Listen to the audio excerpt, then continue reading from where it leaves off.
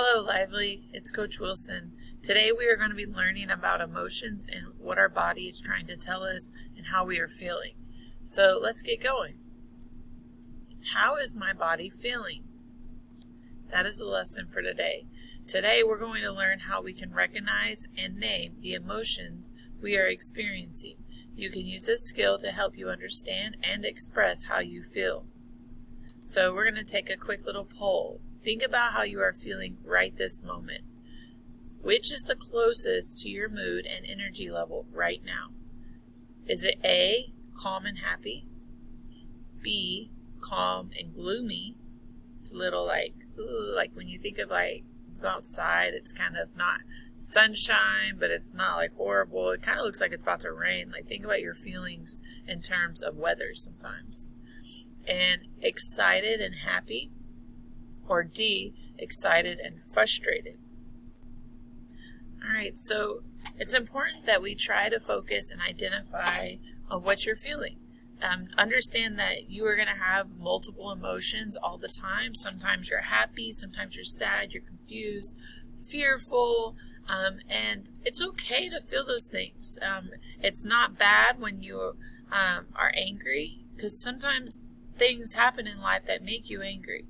But what we need to focus on is not staying angry for too long and understanding when we are angry, what do we do? How do we fix it? How do we go through the emotions healthy? We don't want to just stick in an emotion for too long without recognizing it. So recognizing, understanding that you are feeling it is called identifying. So you need to identify how you feel. This will help you understand your emotions. This will help others to understand you. And if you see other people feeling a certain way, then you're going to start to recognize their emotions based on the way they're showing it. So we're going to practice showing your emotions. Right now, if you're in class, you would pay attention to people's face and their body language. So right now I want you to show me or practice how it would look like to be excited. If I'm excited, I'm like, my eyes are wide, my mouth might be a little bit more open, I'm smiling, I'm lots of energy on my face. For example, like a birthday, when you're about to get a birthday present or you're blowing out your birthday candles. Maybe you just got a new puppy. Those are kind of like excited, like, so happy. Those are excellent ways. Think of those. Now, I think you understand excited. That's a pretty easy emotion to identify. But right now, I want you to practice how you might look if you were confused. Like, maybe your eyes are wandering. Maybe it's not a smile. It's just kind of there. And you're looking around. That's what I think of when I think of confused.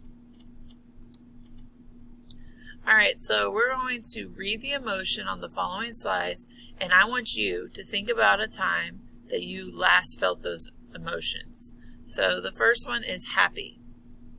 So when I felt happy last, that was probably when my daughter started standing. Watching her go through something, she makes me happy a lot, so it's really hard. But yesterday, she was standing for the first time, so it just makes me smile. You just look radiant. There's like no cares in the world. Okay? Think about a time you last felt happy. Alright? Confused. I've probably been feeling this sometimes this week because we don't really know how to do everything, and when new things are coming and there's not a lot of information, sometimes you feel confused, and it's okay. Just understand that when you are confused, that you ask questions, because when you ask questions, you get the knowledge, you get the power to get out of being confused. But that doesn't mean you don't experience confusion. You're going to be confused sometimes, and that's all right. Sad. Oh, I was sad probably the last time. People feel sad for many reasons. I lost my grandma this year, and I can think of that made me really sad. Just different things have been going on. It's sad that I don't get to go do things like I used to. So it's been kind of putting me down a little, like going to the movies or going to the state fair. We aren't able to go to the state fair this year. So those have been making me a little sad. But I want you to think of a time last that you felt sad. All right, on to the next one, nervous. I'm sure there's lots of nervousness, and usually being nervous has to do with not knowing something, not knowing how someone is going to react, not knowing the outcome of something. Maybe in this picture it looks like the girl is maybe a little nervous and she's at a gym. So maybe they're about to have a basketball game and she's nervous to win. She doesn't know if her team's going to win or how she's going to perform. If you play sports, you understand that it's okay to feel a little nervous at times. All right, angry. Okay, this is like something that really frustrates you. You might have a face that's everyone can tell you're angry. You might even ball up your fist when you're angry. It's just something that makes you tighten up and your body language is shut off. Sometimes if you see people with their arms crossed, they're angry, frustrated. So I try not to get too angry because there's a lot of things that we can just look at things a little bit more positively, and it could help you from getting so angry. I think I would be angry at first if my kids were to break something or something really bad, but honestly, I understand I'm angry for a second and I can't control everything, and then I kind of move to a different emotion. I don't stay angry for very long. If you stay angry for a really long time, it's not healthy, and it's not going to keep you from getting to where you want to be, and it doesn't help you to be happy. The goal is to be happy as much as possible.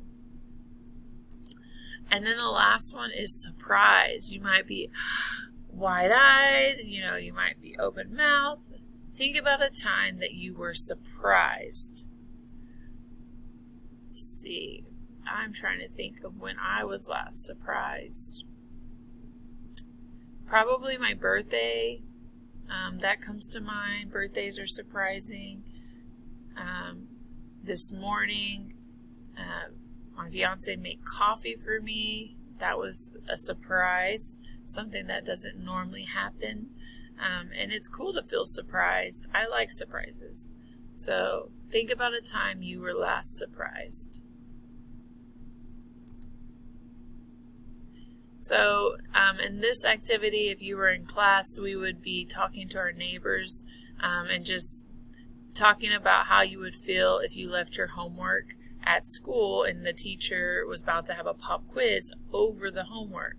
How would you do? How would you feel? What would you say? And you would talk to your partner about this. If I were to be in this situation, I would feel unprepared, a little nervous, a little angry at first maybe, because I don't want to fail. I don't want to have a bad grade. But I would try to navigate through, do my best, understand that I could probably talk to the teacher later, and if I do fail, I can always ask, is there any way that I can redo that? Because I really wasn't prepared. Just being honest is the best policy. And a lot of teachers, if you're honest, they're going to help you. It's when you're dishonest that they're not as willing to help. So in this activity, it would say match each face with the emotion. Okay, so what emotion is this? Right on the top left. They have their hands out. They're kind of like, ooh, I don't know what's going on. This would be considered confused. If you guessed confused, then you're right. All right, my friend is smiling. Her eyes are wide open. She's focused. Her arms are uncrossed. She is happy. All right, my friend who was at the basketball game, she might be sweating a little bit. She has a straight face, not a smile, and she might even be turning a little bit red. Sad, surprised, nervous, or angry. All right, it is nervous. Okay, we have 3 more. So this friend over here does not look happy. He is kind of got a frown. He might be getting a little red. He looks a little like tight. And this friend is angry. Okay, now the last 2 are sad and surprised. You could probably guess which one is surprised. This friend over here, he's kind of looking down. It looks like almost like his shoulders are slumped down. When people are like looking down, it's a good indication that they're sad. So the last one is our friend down here, and she has her mouth open, her eyes are a little bigger, and she is surprised. All right, so now why is it useful to express your feelings through words? So I want you to think about this, but just understand that there's people that they don't show their feelings. They might be really sad, but on the outside they're showing happiness because they understand they want to be positive, but they still have those feelings of sadness inside or anger. So the reason why it's important to express in words is because if I'm sad, you cannot read my mind. I have to tell you, hey, I am really sad. I'm going through a hard time. It's good to say what you're feeling so people know how to treat you and what to do. All right, so the last question is, how confident are you in your ability to identify and describe your feelings? Very confident, somewhat confident, or not confident at all. So just understand where you are, and if you're not very confident at identifying your feelings, just try to slow down and think about it. Maybe think about it every morning, like, how do I feel? What do I have going on today? Am I nervous? Or am I happy? Am I excited? And just know that even if you determine what you are in the morning, it can change. So you could be happy one minute and it can change because of things going on in your life. So just be aware, know that it's okay to feel certain things and to talk to people. That is the biggest thing. All right, well, that concludes our lesson for today. Let me know if you have any questions. I just want you to have a great first week of in-person and also continue to be doing great